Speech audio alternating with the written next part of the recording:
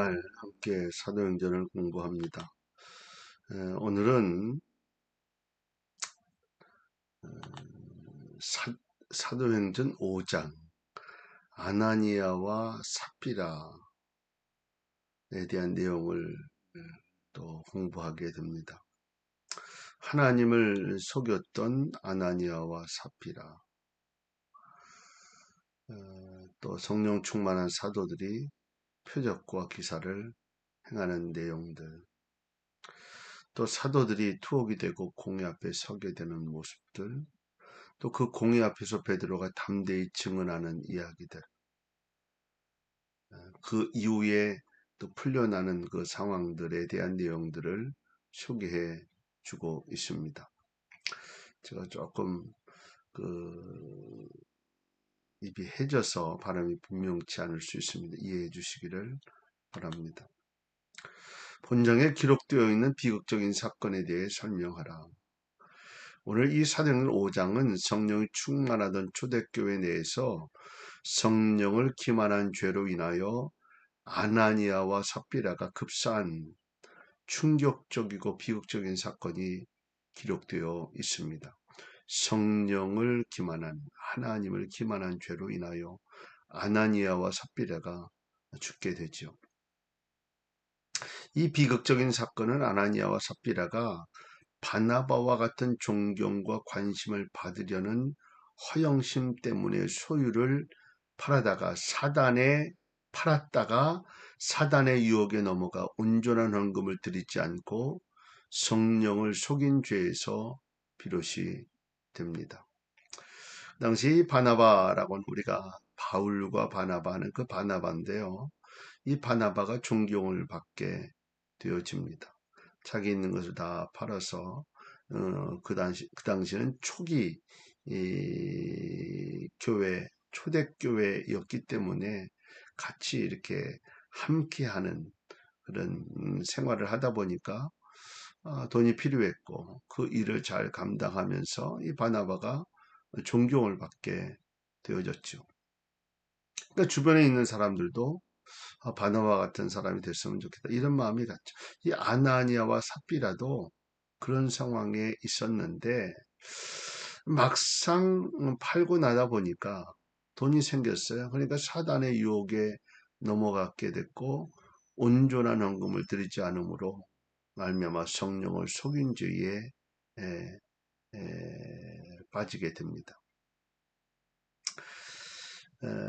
아나니아와 삽비라 헌신과 봉사는 비극적인 결과를 초래했고 성령이 충만하여 기꺼이 물건을 통용하던 초대교회 성도들의 삶에 큰 충격을 주었다. 그럼 왜 이런 정도까지의 모습으로 엄청난 충격을 줄 수 있을 만한 사건이 벌어졌나? 이 아나니아와 삽비라의 급사는 초대교회의 순수성과 엄격성을 극적으로 종용해 주는 것이 되었다. 한마디로 이야기하면요, 본을 보였다라고 하는 말이 틀리지 않을 겁니다. 이 아나니아와 삽비라의 죄가 무엇인가? 첫째, 그들은 자신의 소유를 팔아 가난한 믿음의 형제들을 돕겠다는 순수한 동기에서 구제금을 낸 것이 아니고 세속적인 허영심과 자만심을 충족시키기 위해서 자신의 소유를 팔았다. 두 번째로 그들은 세상의 부를 탐하였고 하나님의 섭리는 불신하였다. 그들은 돈이 수중에 들어오게 되어 돈에 대한 애착과 생활에 대한 염려 때문에 믿음을 저버리고 땅값의 일부를 착복했다. 뭐 이런 거죠.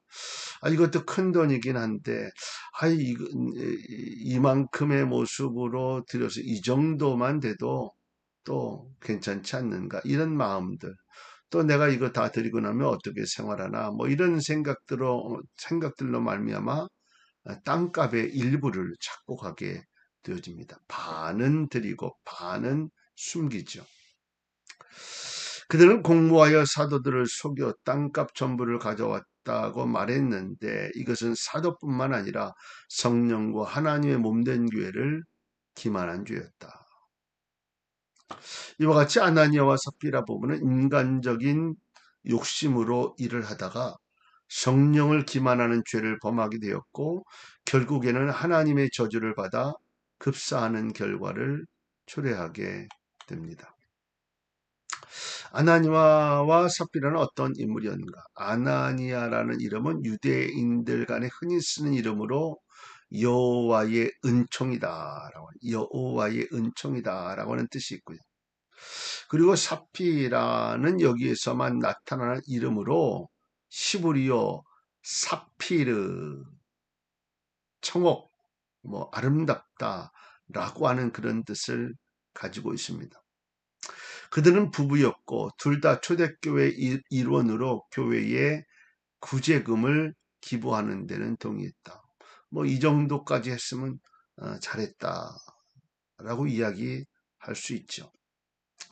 그런데 그 다음의 모습으로 사단의 유혹을 받게 됐고 부부가 공모하여 사도들과 성령을, 그러니까 하나님을 속이는 죄를 범하고 맙니다.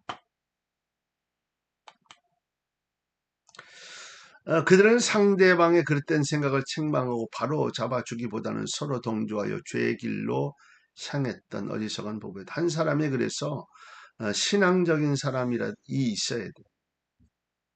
잘못된 것을 이야기할 수 있는 사람들.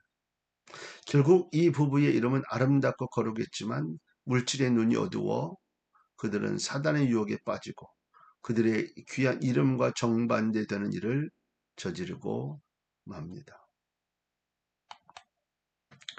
베드로가 땅값 일부를 감춘 아나니아의 행위를 성령을 속인 자라고 규정한 이유는 무엇인가? 땅값의 일부를 숨기고서도 땅값의 전부를 바치는 것처럼 위장하여 사도들과 교회를 우롱하였기 때문이다. 또한 아나니아의 행위는 하나님보다는 인간의 존경과 인정을 받으려고 가장한 인간 중심적이며 위선적인 소행이었다. 더욱이 이는 성령의 역사를 목격했음에도 불구하고 육신의 소욕대로 행했기 때문이다. 성령의 역사를 목격했기 때문에 드리고 싶은 마음이 생겨졌죠. 그런데 육신의 소욕대로 행하고 말았다. 그러니까 성령의 인도하심과 역사가 더 충만해야 되는 거죠. 그래야 육신의 소욕을 이길 수 있다 하는 것. 이와 같이 아나니아는 인간의 수단과 방법을 통해 사도의 눈을 속인 후 성도들의 존경과 교회의 칭찬을 받음으로 자신의 허영심을 만족케 하려던 얄팍한 생각 때문에 그는 사도 베드로로부터 책망을 받게 되어진 것입니다. 결국 보이지 않는 성령을 망각한 채 보이는 사람들만 의식하여 방자히 행한 아나니아는 성령을 속인 죄 곧 결코 사함받지 못할 죄를 범하고 맙니다. 성령을 속인 죄는 사함받지 못한다. 이런 말씀이 있죠. 다섯 번째로 땅이 그대로 있을 때에는 내 땅이 아니며 판 후에도 내 임의로 할 수가 없더냐. 이 말은 어떻게 설명할 수 있는가? 첫째, 아나니아 부부는 땅값을 자신의 뜻대로 처분할 권한이 없었다. 그러므로 땅값의 전체에서 일부만 가져오는 것도 할 수 있는 일이었다. 그러므로 돈의 일부를 감출 특별한 이유가 없었다. 그런데 아나니아 부부는 공모하여 돈의 일부를 감추고 사도들을 속이는 어리석음을 범하였다. 속일 이유가 없었다는 거죠. 그냥 준비한 대로 가져오면 되는데 그랬다는 거죠. 두 번째는 아나니아 부부는 자신의 땅을 팔아 그 돈을 가져오지 않아도 무관했다. 왜냐하면 사도들이 성도들에게 구제를 강요하지 않았기 때문이다. 그런데 그들은 하나님의 영광을 위하기보다는 자신들의 허영을 충족시키기 위해 인색함으로 자신의 소유를 그것도 전부인 양 가장하여 드렸던 것이다. 바로 이런 의미를 가지고 있습니다. 이와 같이 아나니아와 삽비라는 하나님의 축복으로 얻은 자신들의 소유를 하나님의 영광을 위하여 선하고 아름답게 사용할 수 있음에도 불구하고 인간적 허영에 끌려 그만 물질의 종노릇을 하고 말았다. 그러므로 성도들은 물질을 가지고 주인 행세를 하기보다는 하나님께로부터 위탁받았다는 자세로서 주신 물질을 선용해야 한다. 그러니까 하나님께 위탁받은 거죠. 그러니까 주를 위해 사용되어야 한다. 이런 사실을 우리는 꼭 잊지 말아야 합니다. 어머니 11조의 모습을 소개하면서 하나님 앞에 10의 하나를 드리면서 10의 그는 주의 영광을 위하여 사용되어져야 하는 것이다. 이렇게 정의를 내렸어요. 올바른 이야기라고 생각하는데 바로 이와 같습니다. 하나님께로부터 위탁받았다는 자세로서 주신 물질을 선용해야 한다. 여섯 번째로 사도 베드로에게 거짓말하던 아나니아는 어떻게 되었는가? 인색하게 헌납했을 뿐만 아니라 그 소유의 일부를 감춘 거짓으로 구한 아나니아는 베드로의 책망을 듣고 엎드러져 혼이 떠나 버리고 맙니다. 죽었다는 얘기죠. 이 아나니의 급작스러운 죽음에 대한 심리학적인 설명에 의하면 그가 그처럼 치명적으로 죽은 것은 자기의 거짓이 발각되어 버린 데 대하여 받은 충격과 수치 때문이다. 그런데 이 아나니아의 죽음에 대하여 본절에 사용되고 있는 동사 엑세프 시크세라고 하는 표현은 마지막 숨을 내쉰다, 죽는다라고 하는 그런 헬라어이고 70인역에서 야빈의 군대 장관 시스라의 죽음에 대한 내용처럼의 모습으로 사용되었다. 결국 죽었다는 거죠. 사실 충격과 수치로 이렇게 표현하지만 그것으로 끝나는 것이 아니었다는 거죠. 더욱이 이 말은 신약 성경에서는 하나님의 진노의 심판으로 인하여 죽은 자에 관한 문맥에서만 나타날 뿐이다. 그러므로 아나니아는 하나님의 진노를 받아 죽었으며 심리학적 재반 요소들은 부수적인 것들이라 할 것이다. 물론 심리적인 모습으로 그럴 수 있는 충격을 받을 수도 있지만 결국에 아나니아의 죽음은 하나님의 진노를 받아 죽었다. 비참한 것이죠. 남편과 공모한 삽비라는 어떻게 되었는가? 삽비라는 남편 아나니아가 교회의 사도들과 성도들로부터 대단한 칭찬을 받을 것이라고 생각하여 아마 사도들이 모인 장소로 갔을 것이다. 그런데 기대와는 달리 분위기는 엄숙했고 베드로는 또 묻습니다. 베드로 삽비라를 향해 그 땅 판값이 이것뿐이냐 질문하죠. 이 질문은 삽비라를 추궁하기보다는 회개시키기 위함이었어요. 그런데 삽비라는 뭐라고요? 최후의 순간까지 회개하지 않았고 도리어 방자히 성령을 거스리는 이뿐이로라라고 대답을 하며 하나님을 속였다는 거죠.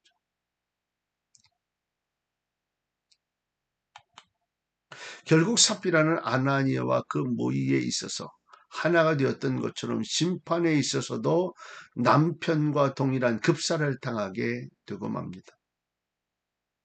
불의와 부정을 목격하고서도 그것을 개혁하려고 노력하지 않고 오히려 그것에 편승하며 그것을 도모한다면 무소부지하신 하나님께서 그들에게 그 행위대로 보응하실 것입니다. 참 하나님 앞에서 우리가 이런 마음을, 순수한 마음, 진실한 마음을 갖는 건 늘 잊지 않는 우리가 되어야 합니다. 여덟 번째로 아나니아와 삽비라의 죽음이 사람들에게 미친 영향은 어떠했는가? 베드로가 말한 것을 듣고 무슨 일이 일어났는지 본 사람들 또는 그 이야기를 들은 사람들이 다 크게 두려워했다. 여기서 두려워했다라고 하는 말은 절망적으로 혹은 공포에 쌓여 두려워한 것이 아니라 하나님의 심판과 성령의 역사로 말미암아 성도들이 하나님을 경외하였다라고 하는 말. 조금 다르죠? 절망적으로 공포에 쌓여 두려워한 것이 아니라 하나님의 심판과 성령의 역사로 말미암아 성도들이 하나님을 경외하게 되었다. 이와 같이 아나니아와 삽비라의 죽음을 통해서 사람들은 하나님을 경외하는 마음을 갖게 되어졌고 자신들의 신앙생활을 재점검하는 기회를 얻게 됩니다. 이런 정도가 생긴다면 괜찮은 거죠. 그런데 이 모습 앞에서도 깨닫지 못하는 모습이 생긴다? 그러면 이것은 문제가 되고 맙니다. 아홉 번째로 사도들이 행한 표적과 기사에 따른 사람들의 반응은 어떠했는가? 사도들은 전에 솔로몬 행각이라고 칭하는 곳에서 그리스도를 증거하다가 유대 지도자들에게 체포되어 복음 전파에 대한 금지 명령을 받고 석방된 적이 있습니다. 그런데 사도들이 행한 표적과 기사를 목격한 성도들이 바로 그곳에 모여들었습니다. 외부적인 핍박에도 불구하고 솔로몬 행각에 모이는 관습은 폐지되지 않고 그곳에서 성도 간의 교제가 지속되었다. 또한 그들은 아나니아와 삽비라의 죽음에 대해 의구심이나 불만을 품지 않고 모두 한 마음과 한 뜻이 되어 더욱 단합하고 복음 전파에 힘을 다했다는 것입니다. 이와 같이 사도들이 행한 기적의 결과 교회는 긴밀히 연합되어 성도들은 사도들을 따르고 성도 상호 간에는 신뢰하는 풍토가 정착이 되어졌다. 이 일로 인하여서 사실은 더 굳건히 서게 되는 기회를 얻게 되는 것이죠. 많은 사람들이 베드로의 그림자라도 덮이길 바랬던 이유는 무엇인가? 바울의 손수건과 앞치마가 기적을 일으킨 것은 사실이지만 베드로의 그림자가 치유 효과를 가질 수 있었다는 것은 성경에 확인되어 있지 않다. 만일 베드로의 그림자가 기적을 일으켰다면 그것은 단지 도구적인 역할을 했을 뿐이다. 그러니까 그림자 자체의 의미는 없다는 거죠. 마치 예수 그리스도의 겉옷이나 바울의 손수건과 앞치마의 경우에서처럼 어떠한 도구도 하나님에 의해서 사용될 때는 기적을 일으키게 된다. 하나님을 위해서 하나님의 도구로 사용될 때는 기적이 있다. 그런 의미로 기억을 하고 우리들도 우리의 삶에 그런 모습으로 기도하며 모든 것이 하나님의 영광을 위한 도구가 되는 은혜가 있기를 바랍니다.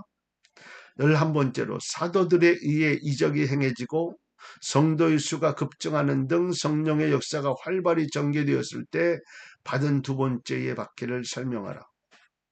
솔로몬 행각이라고 칭하는 장소에서 예수 그리스도를 증거하다가 유대 지도자들에 의하여 체포된 베드로와 요한은 그들에게 핍박을 당하고 나서 석방이 됩니다. 첫 번째에 밖에 좌절하지 않은 사도들과 성도들은 성령 충만을 또다시 경험하게 되어집니다. 이 일로 말미암아 성도들은 한 마음과 한 뜻으로 뭉치게 되었고 사도들은 표적과 기사를 많이 행하며 더욱 뜨겁게 예수 그리스도를 증거하게 되어집니다. 더욱이 성도들의 진실하고 경건한 신앙생활과 사도들의 능력을 칭송하던 사람들이 사도들의 전도를 받아들이며 하나님께 영광을 드리는 등 주께로 나오는 자의 수가 증가하게 되어졌다. 얼마나 귀한 일인지. 이와 같이 성령의 역사를 활발하게 전개되자 이를 시기한 유대 지도자들은 예수 그리스도의 이름이 확산되는 것을 방지하기 위해서 사도들에게 박해를 더 가중시켰다. 그래서 유대 지도자들은 사도들을 체포하고 옥에 가두고 공회 앞에서 사도들을 신문하며 채찍질하는 등 핍박의 정도를 점점 높여가게 되어집니다. 12번째로 유대 지도자들은 어떤 마음으로 사도들을 옥에 가두었는가? 유대 지도자들 특히 대제사장과 그와 합세한 사두개인들의 당파는 그리스도의 도리를 전하고 병자를 고치는 사도들과 이를 듣고 병 고침을 받기 위하여 사도들에게 환자를 데려오는 백성들에 대하여 분노를 느꼈다. 그러니까 자기들이 이 유대 지도자들이 중심 세력에서 밀려나는 거죠. 분노했다는 거예요. 왜냐하면 그들은 그리스도의 영적인 말씀이 백성들 가운데서 득세하게 된다면 그들이 누리던 부와 위엄과 권력과 독재적인 행사가 위태롭게 되고 불가피하게 되는 그 안타까운 모든 것을 잃게 되는 것을 예감했다는 거죠. 그들은 다 마음의 시기가 가득하여 일어나서 사도들을 체포하고 옥에 가두었다는 것. 사단이 사람의 마음을 움직이면 감당할 수 없게 됐죠. 주의 사자는 누구인가? 주의 사자는 헬라어로 앙겔로스 키리우, 주의 천사, 천사를 얘기하는. 그러므로 주의 사자는 하나님으로부터 어떤 임무를 부여받은 사신으로서의 천사이다.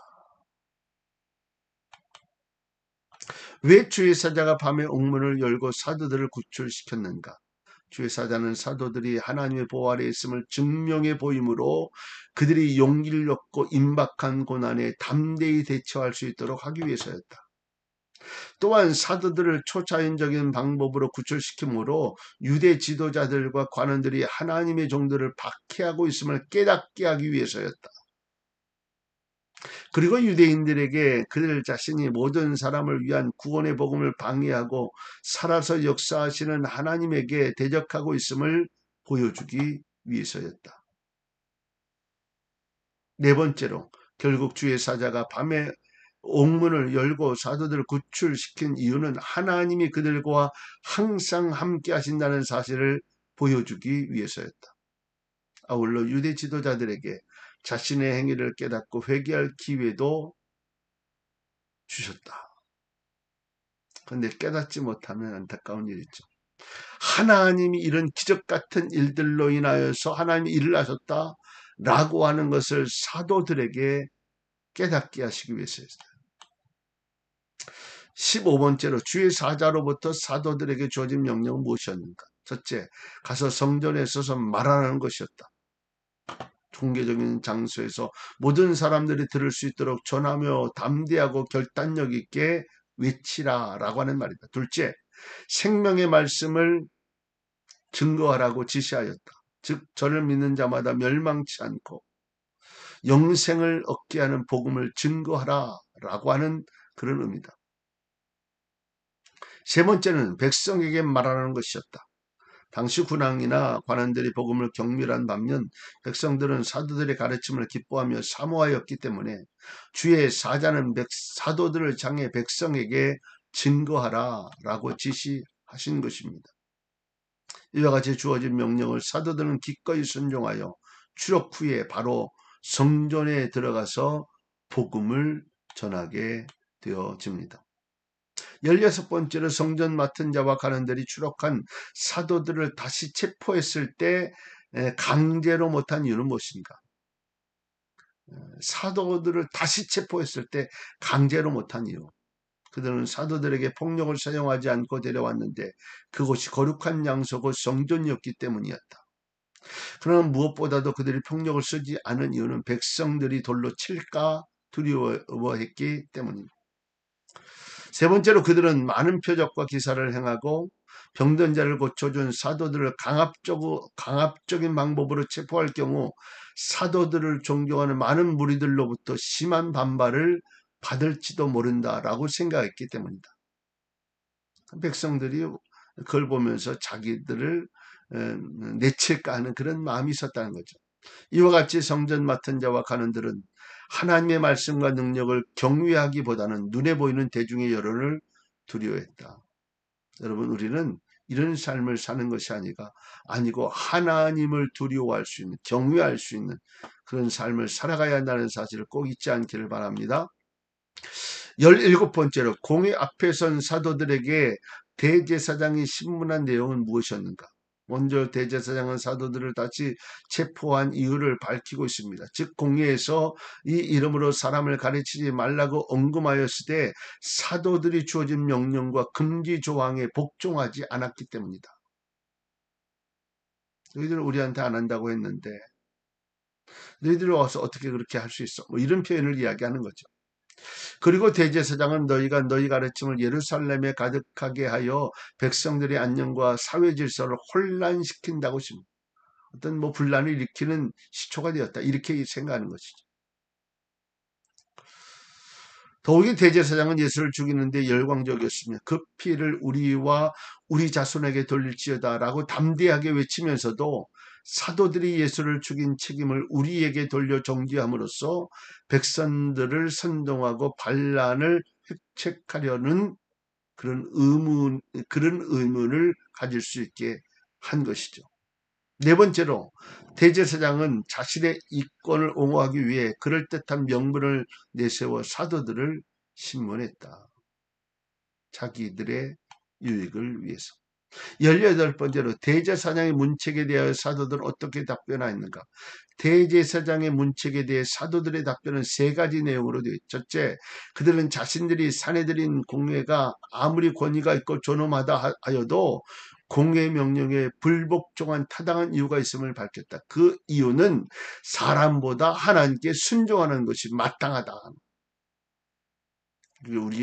이것이 우리의 고백이요 우리의 인생의 모습이 될 수 있기를 바랍니다. 두 번째는 그들은 대제사장의 문책에 상관없이 예수가 그리스도이심을 증거하였다.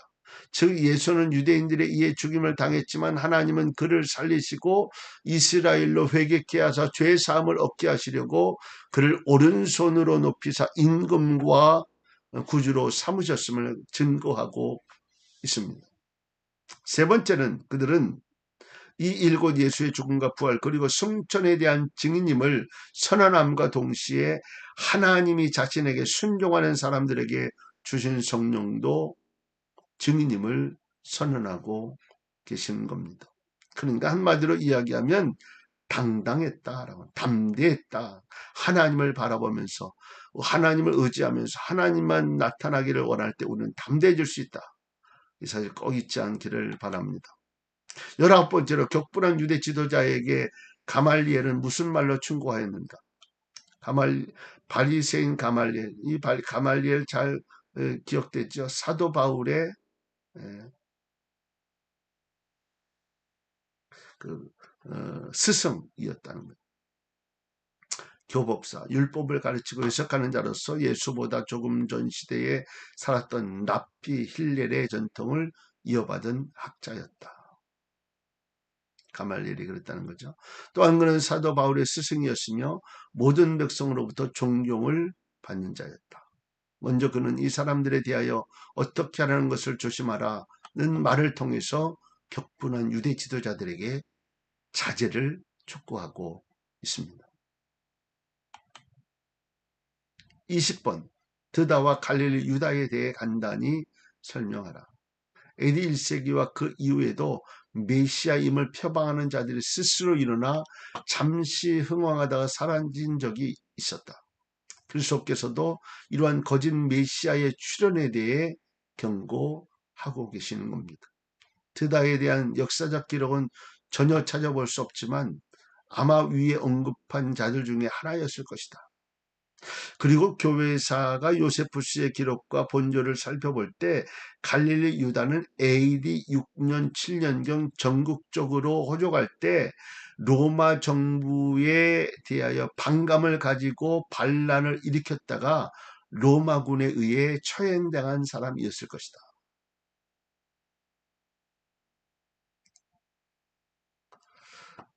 네 번째로 이 가말리엘의 설명에 의하면 드다와 갈릴리 유다의 소행은 인간적인 생각으로부터 출발하였다 말할 수 있다는 겁니다.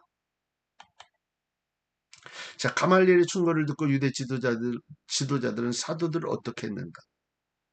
이 가말리엘의 지혜로운 권면이 사내들인 공회원들 사이에 어느 정도 찬성을 얻어서 사도교인들의 사악한 의도는 철회됐고 그것이 완전히 그들의 분노를 전환시킨 것은 아니었다. 철회는 했지만 그 분노는 그대로 있었다는 거죠. 사도들은 채찍질을 당하고 다시 예수의 이름으로 말하지 말라고 경고를 받고 풀려납니다. 이때 사도들은 단지 공회의 지시에 불복종했다는 이유로 유대인의 처벌법대로 40대 이내의 채찍질을 당하고 석방되었을 것이다. 가끔 사도 바울이 이야기를 하죠. 내가 40대의 매를 여러 번 맞았다. 왜냐하면 40대가 넘어가면 죽는다고 생각해서 40대를 넘기지 않았어요. 석방된 후 사도들의 성을 어떠했는가? 사도들은 이전에 나사렛 예수의 이름으로 많은 이적을 행하고 또 그 이름을 백성과 공회 앞에서 전파했던 것처럼 이제는 그 이름을 위하여 능력받는 일에 합당한 자로 여김을 기뻐했다. 예수 그리스도를 위하여 능력받는 일을 기뻐했다. 더 나아가서 그들은 날마다 성경에 있든지 집에 있든지 예수는 그리스도라고 가르치기와 전도하기를 쉬지 않았다. 세 번째로 이와 같이 사도들은 채찍질 당하고 풀려났지만 도리어 핍박과 고난을 기뻐하면서 복음의 사역을 계속하게 됩니다. 자, 오늘은 여기까지. 오늘도 승리하는 한 날 되실 수 있기를 바랍니다.